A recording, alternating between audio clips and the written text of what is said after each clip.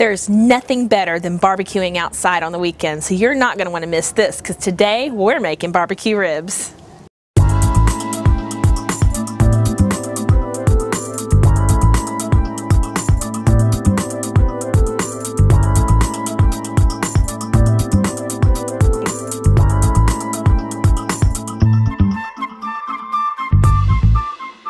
There's nothing better than barbecuing outside, and this weekend is the perfect one to do it. Blue skies, not a cloud in the sky. And today, I've got my husband, Dave Curley, here, who's usually behind the scenes. Hey. So today what we're going to do is he's going to teach us how to make ribs. We've both wanted to learn how to do this. It's been something that we've been really dying to do, and at this Christmas we had an opportunity to learn. So Dave, what are we going to do? Basically, I'm the guy that I want to be the guy that is known for his ribs. I've never cooked ribs before, so this is going to be an adventure. I've never done this before, not at all. I've enjoyed ribs my entire life. It is my barbecue of choice. Absolutely. Yeah, forget brisket, forget sausage, forget, chopped beef and all that other garbage. I only like ribs. I mean, I like all those other things, but ribs, there will be more ribs on my plate than there is anything else. So like you said, my Uncle Chris on Christmas Eve made probably the best spare ribs we've ever had. She and I have eaten lots of ribs. We've eaten everywhere from Tony Romo's to various barbecue places up here in the North Texas area. We've eaten down at Cotton's down in the Corpus Christi area, which is actually a friend of our family's. And the county line down in Austin. County line in Austin. I mean, all these places have made fantastic ribs, and we've always loved them. But these ribs that my uncle made were, I mean, literally, as you picked up the meat and took the first bite, the bone came out and it was completely clean, and you had to basically just eat the rest either with your fingers or with your fork. It was that great. So, and who wants to eat with their fork? I mean, yeah, this is barbecue. food. No, yeah, it's barbecue. You're supposed to get dirty. So basically, I've never done this before. I got on the phone with my uncle last night and said, "How did you do it? What did you do?" He told me, and so y'all are going to walk on this journey with me. These are either going to be the best ribs or these are going to completely suck. You really can't go wrong with ribs, because any seasoning you're going to put on is going to be great. Yeah. And you just put it on the grill and you almost forget it. Yeah, and it's the pork is a kind of meat that, like you said, we'll take all kinds of different seasonings, and you can put no seasoning on it. Some people cook it and baste it and continually baste it with a sauce of some kind. Yeah, and I'm not that kind of person. I like my ribs. They call it Memphis style, which is cooked dry, and then after the fact, then dab a little sauce on it. As you take a bite or something. That's how I like to do it. So anyway, basically to get started, it always going to start with a fire. So we've got our mesquite charcoal. I am not a good bit of that in there, a little more. I am not the guy that likes to cook with gas. I know it's real convenient and real clean and all that sort of stuff, but from where I come from down in South Texas, we cook with charcoal, or in a lot of cases, we cook with mesquite. I mean, we got tons of mesquite down there, and it's nothing for people to have a barbecue, to go out to their wood pile and bring in some stuff and toss it in a pit. See if we can get this going. There we go. Let's go all over here. There you go. There we go. All right, so we've got our fire going, and what we're going to do now is start getting our rub ready. The rub is, like I said, I've never done this before. Don't quite know what I'm doing as far as the spices and all that sort of stuff go, so I'm going real simple. I've gotten a bottle of Emeril's rib rub. Emeril Lagasse, I mean, the guy's a master, and he knows all the spices and everything to add into it. And this one actually has some salt, sugar, paprika, crushed red pepper, ground mustard, onion, powdered garlic, cornstarch, and a few other things. What we're going to do is use this as the base, and we're going to add a little bit of garlic salt to it. And then yours and my favorite is Cavender's. Oh, Cavender's all-purpose Greek seasoning. Right. We kind of add that into anything that we cook with. And then I've also got a little bit of sugar that I'm going to throw in there as well, just to add to it. Okay. Let's see, is this ready? Okay. So we're going to throw this rub in there. And I'm doing this to taste. I'm not doing any real measurements or anything like that with this. So many teaspoons of this and teaspoons of that. Just get it to where you want it. Just getting it to where I want it. I'm going to throw some sugar in there. We're just going to mix this together.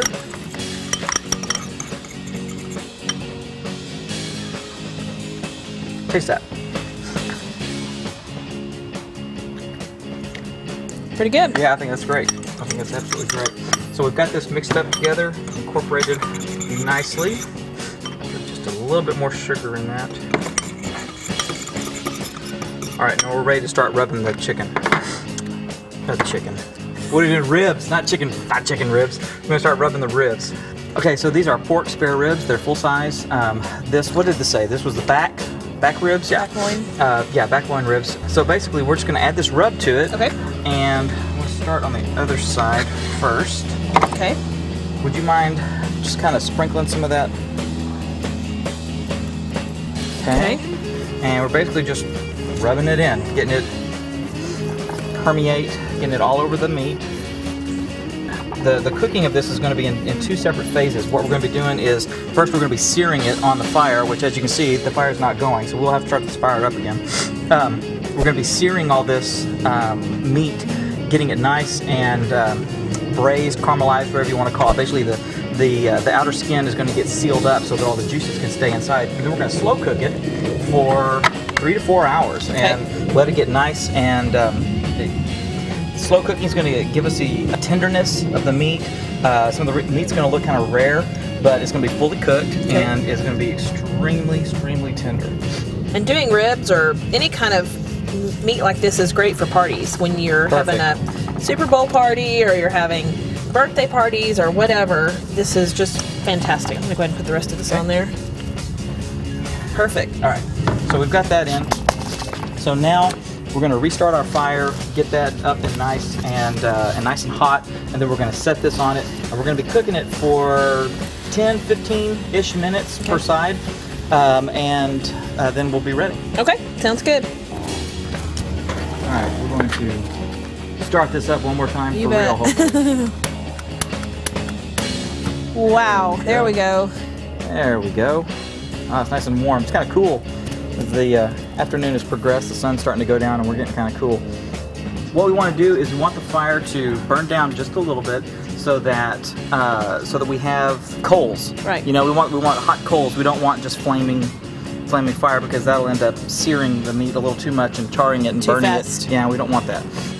So the fire is just about ready where we want it. Yeah, it's going good, and I think once we get it closed, it's gonna really help. We're going to go ahead and put the meat on, and we're going to start with the back side. Get it on there, and we're going to close her up. Okay. And we're going to check in about 10 minutes. Okay, I think. Wow, we are really smoking here. Smoking! Oh my gosh. Look at that. Wow, that looks incredible. Yeah, don't those look good? Now that looks really good. Let's take a look at the other side. Wow. All right, so as you can see, these are really flaming up. So what we're going to do... Woo! Okay, they have caramelized, seared up really nicely. Okay, now I don't have a smoker. My Uncle Chris does have a smoker, and he used the smoker to do the long-term cooking. What we're going to do is we're going to wrap this in aluminum foil and let them cook on here. Good. Okay. We're going to let them cook on here and basically steam for the rest of the time. Okay. So. Wow.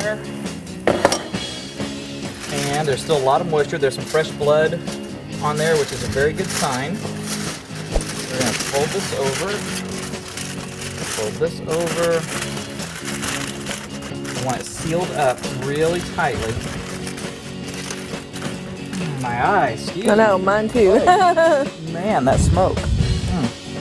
We've got our ribs in our aluminum foil. It's going to create a nice little pouch for this stuff to basically just sit and smoke. Great. Like several hours. Woo, my eyes are horrible. That smoke. Okay, so what we're going to do is we're going to check it. We're going to come back in about 45 minutes and take a look at it, make sure it's good. Okay. And then we'll check it basically every half hour to an hour, depending on how they go. So we'll be back. We'll let this cook. We'll see you in a little bit.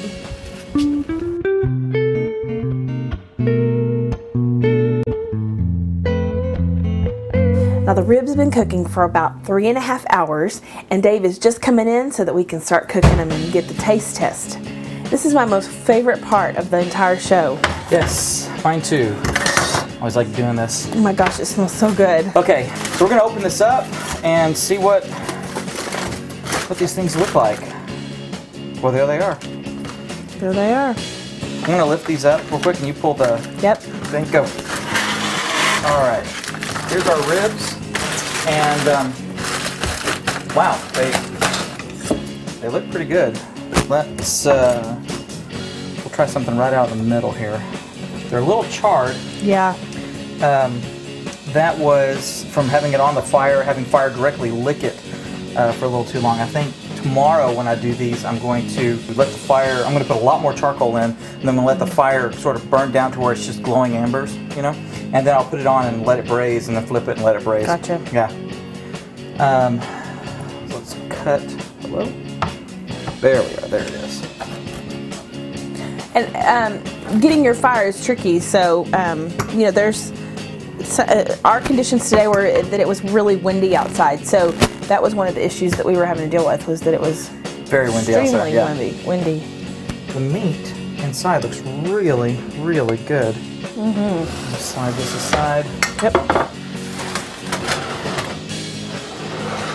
Okay, so ignoring the char, taste it. Tell me what you think.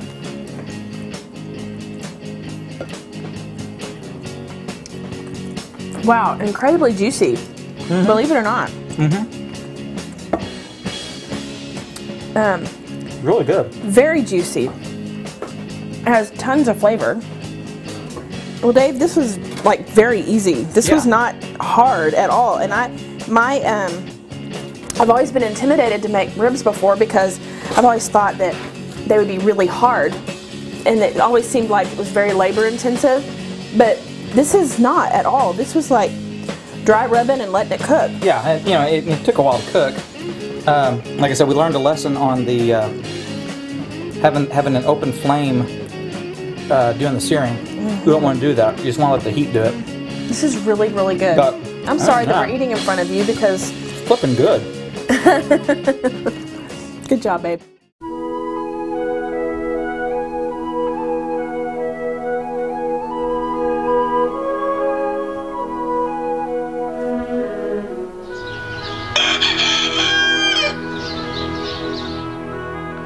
Hey, this is Dave, and I'm just giving you an update. It is Sunday afternoon. We got the party in a couple hours. I'm making a new batch of the ribs, and so I just thought I would show you what's going on with them. Got a little makeshift smoker here. Did a little research online about how to make a smoker, and it's basically don't let the, provide lots of moisture, and don't let the fire touch the stuff. So, got two sets of ribs in here. Right there and right there. Oh, my eyes. Crazy. Got a fire going over there. Very low. We're cooking at about 220, 240 degrees. In each of these, I've poured about half a beer into the bottom of the pan down here, just to add more moisture, so that as this heats up, the moisture evaporates from the meat itself. This will help infuse more moisture into it and keep it all nice and moist. So, gonna close it back up. Let it do its thing. Okay, we have just finished the ribs. We're fixing to get into them, so let's look at this and see how it turned out. These have been cooking all day. Dave has got them packed up really well. And they smell really good. Wish y'all were here to smell this, because this is fantastic. Look at that. That's the one that has coffee added to the rub. Okay, so this is the coffee rub. This looks really good. And I'm not sure these ribs are actually going to make it to the cutting board because they look so tender they're already falling apart.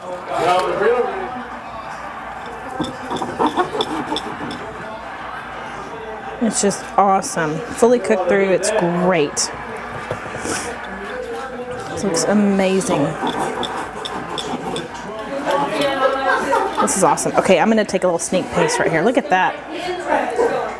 I'm getting a little bit of the... There we go. What's the point? Oh my gosh, that's so good. Very juicy. Delicious. Now we're going to get some taste of our friends to see what they think. Tender and moist. Juicy. Perfecto. Good job, Dave. Thank you. That's very good. Very good. Arizona struggling on defense all season long, playing better in postseason, but through the year, the Arizona We've got a coffee rub on it. We decided to do a coffee rub on it. allowing 49 touchdowns. Tender, the most ever melt for a team. in your mouth. So funny. That's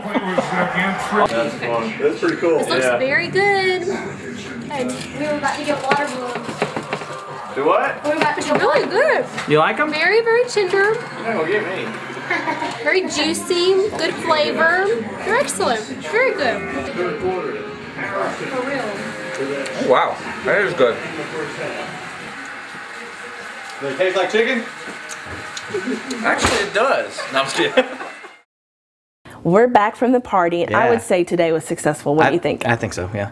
The first set of ribs that we didn't turn out all that great. No, they were all charred, and I mean, the meat was good, but you know, I didn't know what I was doing, so they were really charred up on the outsides. And, But then you did 2 more racks of ribs today, and what did you think? I was really surprised. Really surprised. They were tender. I did do a couple of different things. One of them, I added coffee to the rub, so I had one that had the rub that I did last night, and then one that had the exact same rub but with coffee mixed in as well. And then when I put them in the tin foil, I then put half a beer.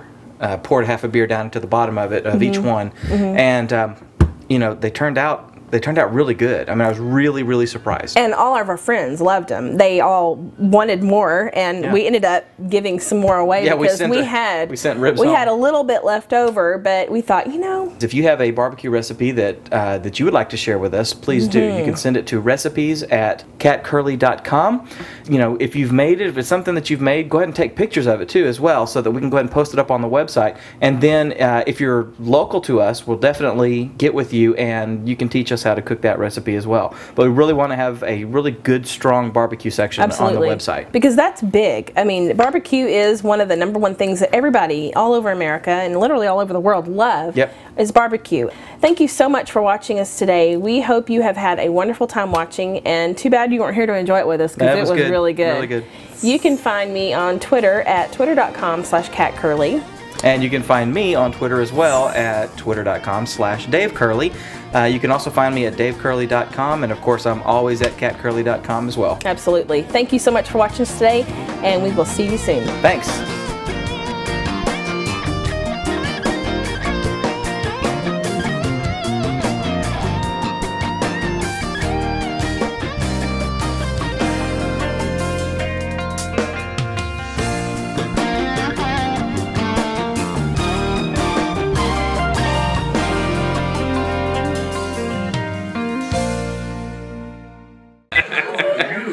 Looks like my butt.